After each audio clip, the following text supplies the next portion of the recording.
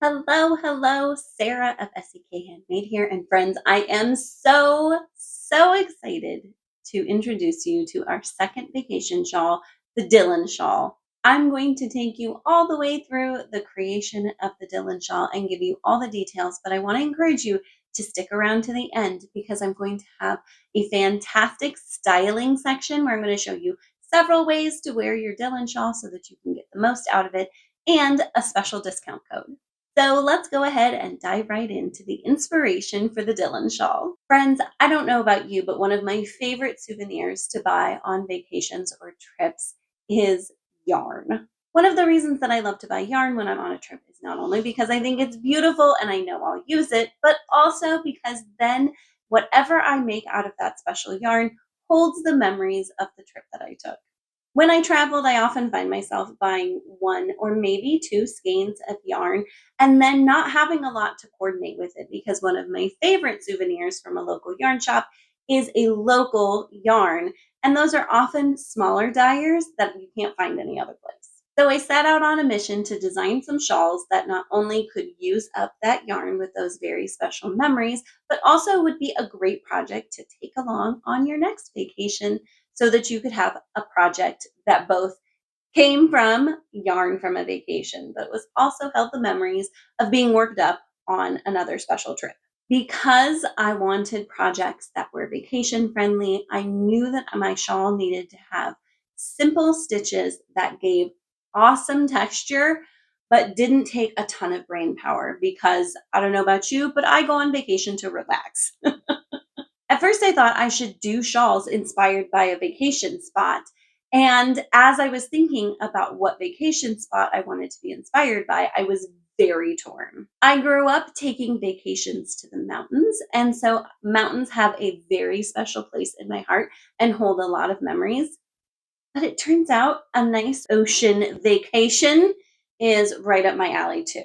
So, when in doubt, do both, right? So my Dillon shawl is my mountain shawl, and it is inspired by Dillon, Colorado, which is where I took a bunch of vacations as a child. I remember hiking through the mountains, the joy of finding snow in the middle of summer, and spending time with my family, making lots and lots of memories. And I also remember that nighttime gets pretty chilly up in the mountains compared to where I grew up. And so I was always throwing on a sweatshirt. Inspired by those chilly evenings, I wanted to make a shawl that had a more dense fabric so that you could wrap up in it on your mountain vacations and it could keep you warm. So, with my inspiration and one skein of special yarn, I dove into designing the Dillon shawl. I knew that I wanted it to be long and narrow so that you could both wrap up a bunch when it got chilly, but also wear it loose around your neck when it was warmer out, maybe in the afternoons or when you were on a mountain hike. I absolutely love how the shawl turned out, and I can't wait to wear it all the time when I need to cozy up this summer. All right, let's talk yarn. Even the yarn in this project has special memories behind it. This special skein of yarn I purchased in Colorado. I visited Denver this spring and had a little extra time to visit a local yarn shop. And so, with this project in mind, I grabbed one skein of a local dyer from Denver. And oh my gosh, this yarn is absolutely stunning. Look at all of those color variations. It was so much fun to work with because every stitch was a different color and it was so fun to see the pops of colors go by as I worked. This yarn is from Euphoria Knits. It is on their Frenzy base, their fingering weight base, and the colorway is called Duela. This yarn is 85% superwash merino and 15% nylon, and each skein has 437 yards per 100 grams. If you can get your hands on a skein of this yarn, I highly recommend it. As I said, it was so much fun to work with. It's really soft and it's held up super nicely. It also had really good bloom when I blocked it, which means the fibers just poofed up nicely and really made for a nice squishy fabric. My second skein of yarn is this gorgeous variegated red color. And this is super special, not because of the yarn specifically, but because where it comes from. I grabbed this yarn out of my mom's stash. And so every time I wrap up in this, I will be wrapped up in memories of her. I love that this is such a widely available yarn. It's from Malabrigo, of course, and it is their sock yarn. This is their fingering yarn that is plied. I talked in my Asbury about their Mechita yarn, which is their unplied or single ply yarn. I'm really enjoying the sturdiness of the ply. Generally speaking, I think I prefer a plied yarn over an unplied yarn. Or I should say a multi-plied yarn over a single ply yarn. It just makes it a little more sturdy and really holds up, which of course is perfect for a mountain inspired pattern because you need to be rugged in the mountains. This gorgeous colorway is called Diana and it's 100% superwash merino. There are 420 yards per 100 grams. All right, let's talk hooks. Perfect for vacation. You only need to take one hook to make this shawl. I used a USG 4mm hook for this shawl. And if you've got a longer vacation or you want to be sure you always have a project and you're going to take a Dillon shawl and an Asbury shawl to make, you're only going to need one hook for both of them, which is awesome. So what about customization? One of the things that I wanted to accomplish with this pattern was to make it easily customizable to the skein of yarn that you purchased on vacation. So the Dillon shawl is easily customizable, starting at one tip, increasing to the center, and then decreasing back out to the other end. So whether you have a slightly heavier skein of yarn with a few fewer yards, or a lighter skein of yarn that maybe has a few more yards, you can use up your whole skein with this project just with a little customization. In the pattern, I give you several tips for finding the halfway point of your skein, and all you need to do is increase to the halfway point and then decrease, and you'll have your whole skein of yarn used perfectly.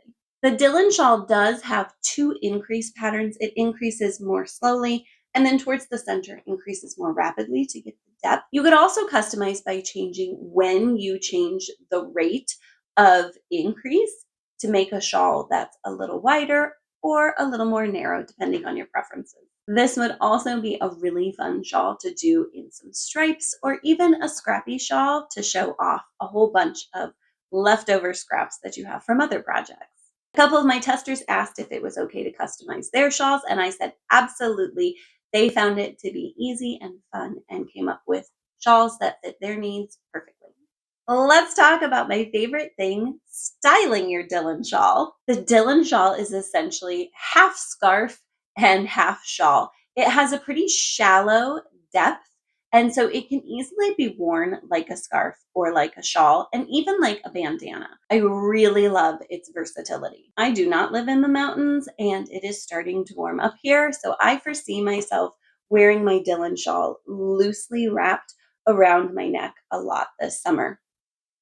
This is perfect for cooler mornings, which we'll still get some here, or for air conditioned buildings, which I go into a lot. I'm simply going to put the point of my shawl right in the center, wrap it around, and let the ends drape down the front. You can adjust how much you want to have your shawl hang down. So you can either do a little bit or you can do a lot. And then I just tuck this top part in a little bit to help the bottom of it lay flat. Of course, if you're in a cooler climate, you can simply tighten this up and pull the whole thing up closer around your neck so that it can keep you nice and cozy. You can either leave the ends hanging down, or I like to tie them in a little knot, and then this almost looks like a little bit of a bandana.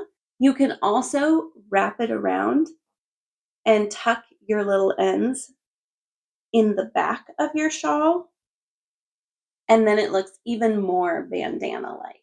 Super cozy around my neck.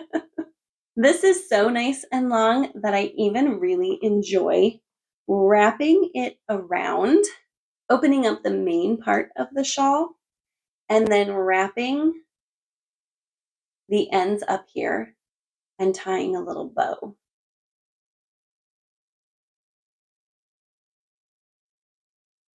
Super cute.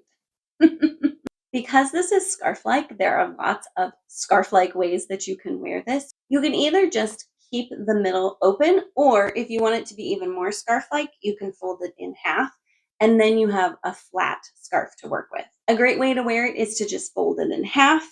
I love these kind of twisty ones that look knotted without actually having to knot your scarf. You've got your fold here, pick one of your ends, lace it through your fold, twist the folded part and stick the other end through there. It gives you this really fun knotted look. And since this scarf is nice and long, you can knot it tighter to be warm and cozy, or you can loosen that up and have it hang away from your neck too. If you want to be super cozy, you can start with the widest part of your shawl on the back, wrap around twice with one side, wrap around once with the other side, and tie a cute little knot right there.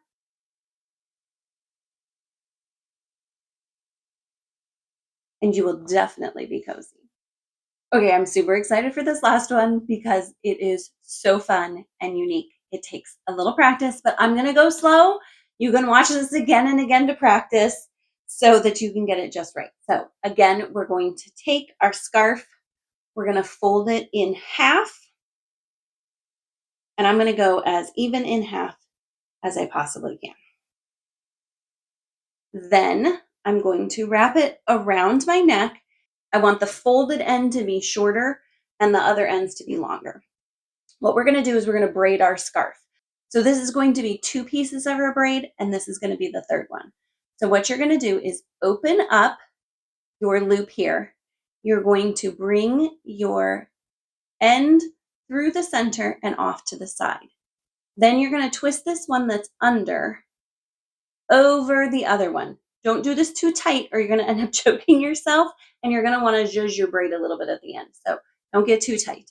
Now that I've twisted, I'm going to take this end under and through the center.